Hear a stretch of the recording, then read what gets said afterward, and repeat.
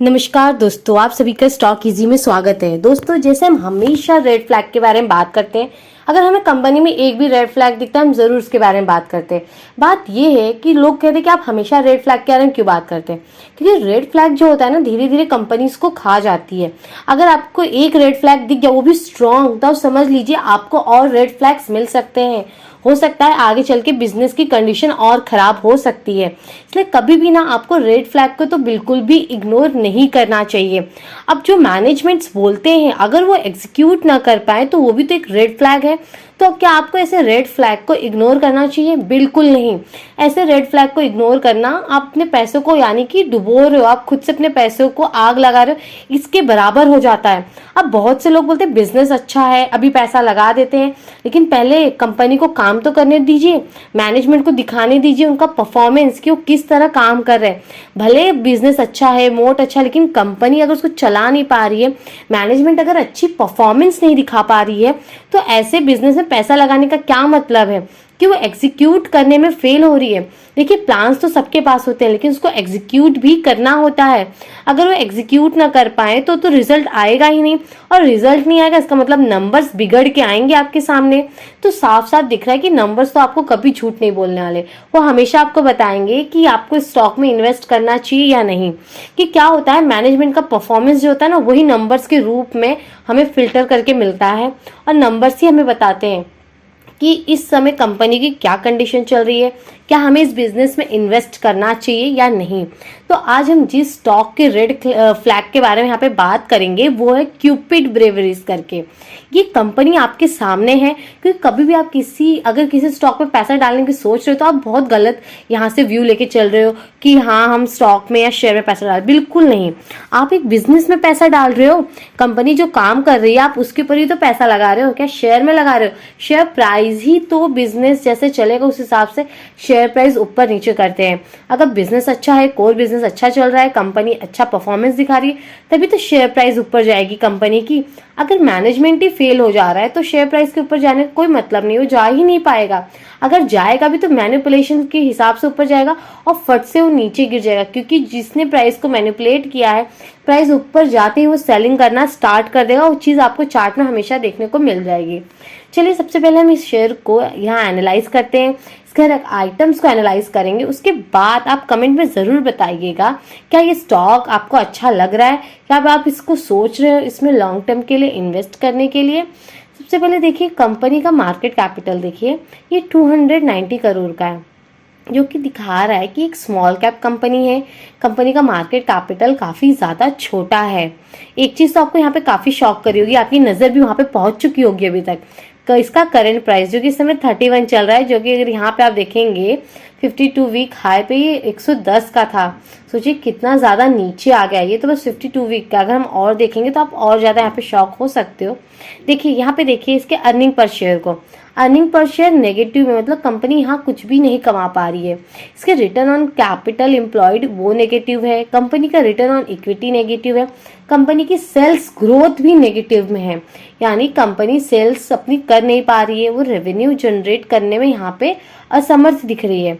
चलिए सबसे पहले हम इसके फाइनेंशियल्स को एनालाइज करेंगे। हम देखेंगे कि इनके इनकम स्टेटमेंट में क्या चल रहा है, बैलेंस शीट, कौन है जो कंपनी को सपोर्ट करके इतना ज्यादा प्राइस को ऊपर ले गया है।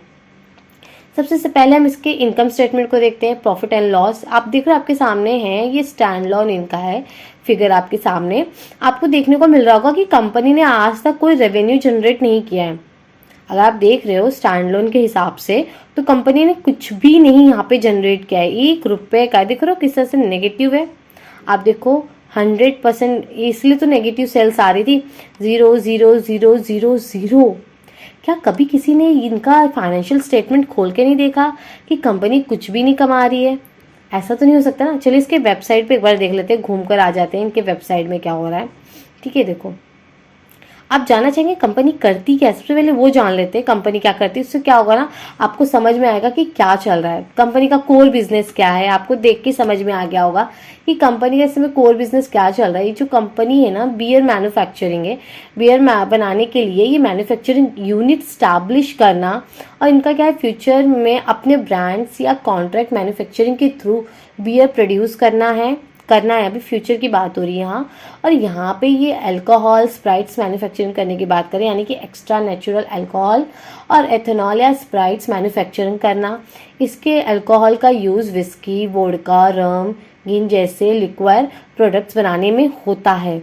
अब यहाँ पे इनका जो करंट रेवेन्यू सोर्स है, कंपनी का जो करंट रेवेन्यू सोर्स है, वो इनका ट्रेडिंग बिजनेस से आता है। जब तक मैन्युफैक्चरिंग प्लांट्स इनके ऑपरेशनल नहीं होते तब तक कंपनी एल्कोवेब इंडस्ट्री का रॉ मटेरियल, इंटरमीडिएरी प्रोडक्ट और कंज्यूमेबल का ट्रेडिंग बिजनेस कर रही है। समझ रहे हो ये क्या? अभी ये जो इनका है ना बियर बनाने का, मैन्युफैक्चरिंग करने का, ये फ्यूचर प्लान है। और अभी ये क्या कर रही है, ये भी ट्रेडिंग कर रही है रॉ मटेरियल्स के। और इसमें आता है ethanol, chemicals, packaging materials, bottles, caps, ingredients etcetera ऐसे शामिल हो सकते हैं। और कंपनी अभी क्या कर रही है, एल्कोवेब सेक्टर में एंटर कर रही है। मैन्युफैक्चरिंग यूनिट्स लगाने के लिए लैंड एक्वायर ये कर चुकी है एंड प्लांट सेटअप का काम अभी चल रहा है। तब तक ट्रेडिंग के थ्रू रेवेन्यू जनरेट हो रही है। समझ में आया आपको क्या हो रहा है यहाँ पे? ये जो सब फ्यूचर प्लान है, अभी तक इनका जो रेवेन्यू जनरेट हो रहा है वो ट्रेडिंग बिजनेस के हिसाब से हो रहा है। अगर हम इसको एक लाइन में समझे, कुछ पॉइंट में समझें कि इनका कोर बिजनेस क्या है, द क्यूपिड ब्रेवरीज का जो कोर बिजनेस है वो अल्कोहलिक बेवरेज इंडस्ट्री के लिए बियर और स्प्राइट की मैन्युफैक्चरिंग करना है। फिलहाल मैन्युफैक्चरिंग सेटअप डेवलप हो रही है, इसलिए कंपनी रॉ मटेरियल और कंज्यूमेबल का ट्रेडिंग बिजनेस कर रही है। आपको समझ में आ रहा है यहाँ पे क्या हो रहा है? अभी एग्जीक्यूट नहीं हुआ है चीजें, जैसे हमने स्टार्टिंग में कहा है, जो मैनेजमेंट है चीजों को एग्जीक्यूट करे तब आप उसमें इन्वेस्ट करने की बात करें। अभी तो ये सब कहानी बोल रहे हैं ना, ये सब तो कहानी चल रही है कि हम ऐसा करेंगे फ्यूचर में। इन्होंने प्लांट्स एक्वायर कर लिए, लेकिन ये सब भी प्रोसेस होने में टाइम लगता है और इसका प्रोसेस तो बहुत ज़्यादा बड़ा होता है। लेकिन अभी इनका जो पैसा आ रहा है वो इनका ट्रेडिंग बिजनेस से आ रहा है। और जो फ्यूचर की बात कर रहे हैं, पहले इनको एग्जीक्यूट करने दीजिए। जब चीज़ें एग्जीक्यूट हो जाएंगी, आपकी आंखों के सामने आ जाएगी, तब आप इन्वेस्ट करिएगा। अभी इन्वेस्ट करने का क्या मतलब है ऐसे स्टॉक में? आप खुद सोचें क्या करना चाहिए आपको। अगर हम इसका कंसोलिडेट देखें तो मार्च 2026 का हमारे पास डेटा है और वो भी पूरी तरह से नेगेटिव है। अगर हम कंसोलिडेट चीज़ में देख रहे हैं ना, तो पूरी तरह से हमें यहाँ नेगेटिव दिख रहा है। यहाँ इनका अच्छा खासा इन्वेस्टमेंट बना हुआ है। लेकिन सबसे पहले हम यहाँ पे इसके स्टैंडर्ड को देख लेते हैं, बाद में कंसोलिडेट को देखेंगे, जो कि हमारे पास डाटा अवेलेबल नहीं है कंसोलिडेट का। अब देखो यहाँ पे कौन सा आइटम या फिर किस नंबर ने आपको अट्रैक्ट किया इस शेयर में इन्वेस्ट करने के लिए। देखो, बोलने के लिए तो बहुत से लोग बहुत सारी चीज़ें बोलते हैं, लेकिन उसको एग्जीक्यूट तो होने दीजिए, उस चीज़ों को करने दीजिए, पहले बिजनेस को, कंपनी को करने दीजिए। अगर इनको यही था कि हम ऐसा ऐसा करेंगे, तो आपको नहीं लगता कि इधर आके इन्हें बात करना चाहिए था रिसर्च एनालिस्ट से?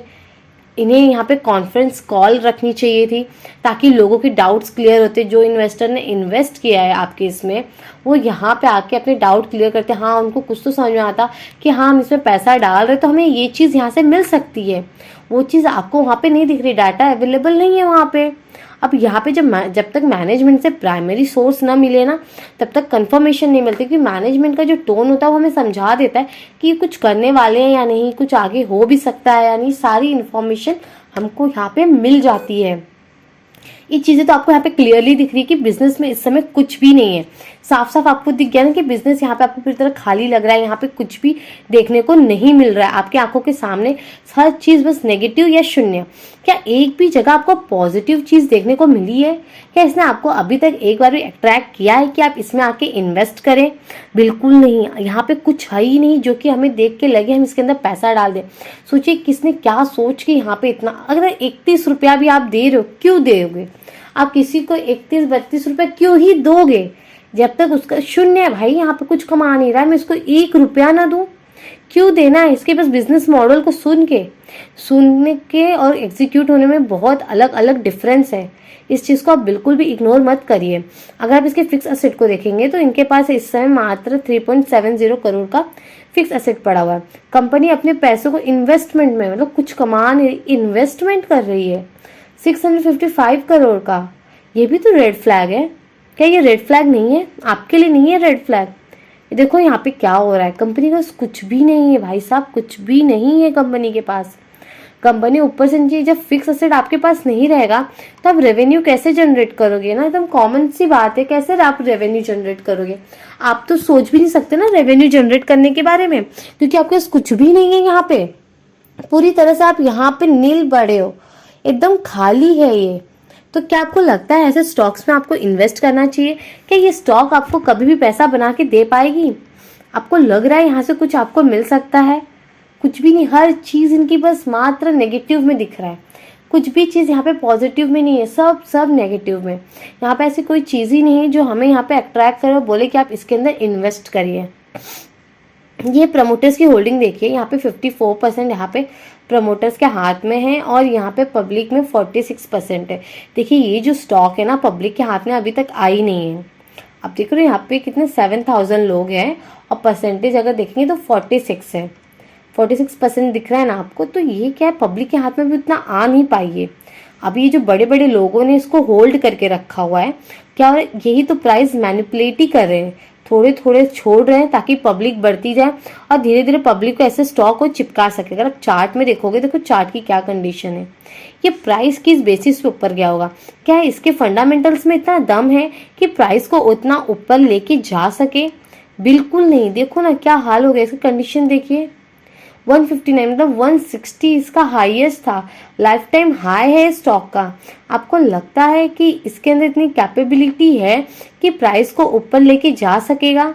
इसकी कंडीशन क्या आपको खराब नहीं लग रही है स्टॉक की, कि पूरी तरह से बिगड़ चुकी है? देखो किस तरह इसके वॉल्यूम्स देख लीजिए, वॉल्यूम्स में नजर डालेंगे ना खुद क्लियरिटी मिले। देखो वॉल्यूम्स कितने छोटे, ऊपर जा रही तो वॉल्यूम्स एकदम छोटे और नीचे आ रही वॉल्यूम्स बढ़ गए। सेलिंग आ गया ना, यहाँ पे लोग सेल कर रहे हैं, जो थोड़े बहुत हैं यहाँ पे बैठे हुए हैं। यहाँ पे पब्लिक को तो सेल कर रही है अब डर के मारे कि ये ऊपर जाने को तैयार ही नहीं हो रहा है, वो सेलिंग करना स्टार्ट कर दे रही है। और प्राइस अभी भी पूरी तरह से इनके कंट्रोल में, क्योंकि यहाँ और ये दोनों जो मिले हुए हैं, यहाँ पे जो प्रमोटर से हाईएस्ट वो लेके बैठे, यहाँ पे जो कुछ लोग हैं हो सकता है इनके बोलने पे वो यहाँ पे बैठे हो और ये दोनों मिलकर प्राइस को अच्छा खासा मैनिपुलेट कर रही है। ऊपर जा रहा है तो ये सेलिंग कर रहे हैं, जब नीचे आने लग रहा है तब पब्लिक कर रही है और धीरे धीरे पब्लिक को स्टॉक बहुत जल्द चिपका दिया जाएगा। तो ऐसे स्टॉक से ना आपको दूरियां बना लेनी चाहिए, जो बिल्कुल भी यहाँ पे रेवेन्यू जनरेट न करते, जो शून्य पे बैठी है। ऐसे स्टॉक से तुरंत आपको दूर हो जाना चाहिए। कभी भी फ्यूचर में ये ऊपर नहीं जा पाएगी। अगर इसको जाना है फंडामेंटल्स इसको अपना स्ट्रॉन्ग करना होगा। नहीं तो जिस तरह आप देख रहे हो ये रेंज, जिस तरह इधर ये ऊपर गई है ना, उसी तरह नीचे भी आ जाएगी और आपको पता भी नहीं चलेगा। आप ऐसे स्टॉक्स में आप तुरंत फंस जाओगे। यहाँ पे ये जो देख रहे हो, ये देखिए कितना कम वॉल्यूम में ऊपर गया, जब नीचे आने लगा, जब सेल करने लगे होंगे ना, तो यहाँ पे वॉल्यूम्स नहीं मिला होगा, इससे कोई बाय नहीं कर रहा होगा पब्लिक से। बायर्स खत्म हो जाते हैं और सेलर्स बढ़ जाते हैं, जिसकी वजह से प्राइस तुरंत नीचे गिर जाती है। तो दोस्तों आज के लिए मैं ही रुकते हैं। अगर वीडियो आपको यूजफुल लगा है तो लाइक कमेंट सब्सक्राइब जरूर करें।